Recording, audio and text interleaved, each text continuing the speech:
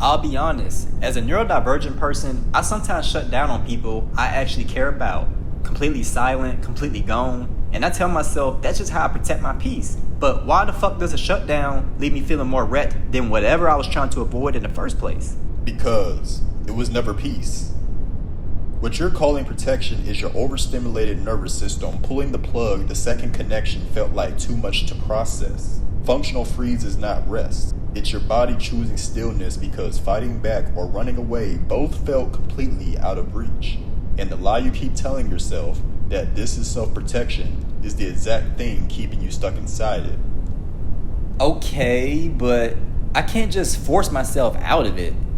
If I push through the freeze without actually feeling regulated, I'm just masking. Basically, I'll be performing fine while everything underneath is still locked up. And to keep it real, as a neurodivergent, that feels worse than just disappearing until I can breathe again. Think about a time when your phone was frozen on a black screen. You kept mashing the power button expecting it to snap back on through sheer force. But as your ass saw for yourself, that's not how this shit works. The only thing that actually fixes it is letting the thing fully discharge and restart on its own terms. Nothing less, nothing more. Respectfully, your ass can't override a freeze by acting unfrozen. Same way your ass can't fix a fucked up phone by yelling at it louder. You'll only make yourself look just as foolish as the near-typical folk already perceive you to be. I'm not helping your ass get them that type of leverage over you.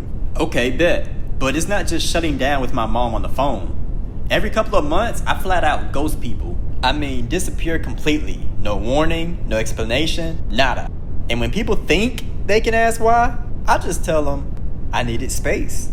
So why the fuck does coming back feel just as exhausting as whatever made me leave in the first place? Because your ass isn't actually recharging when you vanish like that. You're just postponing the moment your body forces you to deal with what you've been avoiding. As a neurodivergent person, your nervous system doesn't fucking know the difference between needing space and needing to escape entirely. So it defaults to the most extreme option every single time. Don't bullshit yourself. Calling this shit your comfort doesn't make it regulation, twin. It just makes the avoidance feel sentimental instead of scary. But every time I try to stay present instead of disappearing, I burn out so much faster. Like, staying costs more energy than I actually have some weeks. For shits and giggles, imagine a phone that only turns back on after a full factory reset. You trained yourself to believe wiping everything clean is the only way to function again. But a system that can't hold a charge without erasing itself isn't healthy. It's just broken in a pattern you've gotten used to. The disappearing was never the cure. It was a symptom wearing a disguise. See, now, I'll just keep my phone off most of the time because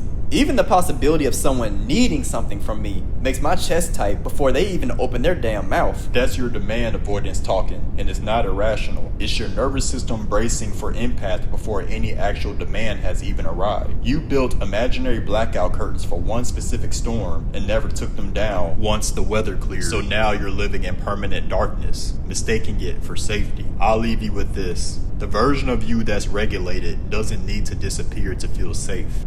You stopped calling it shutting down the moment you realized you were never broken. You were just a neurodivergent nervous system that nobody ever taught the difference between danger and discomfort. You stay in the room, your phone stays on, and the silence becomes something you choose instead of something that happens to you by default. I hear you, but yo, hold up, yo, fuck.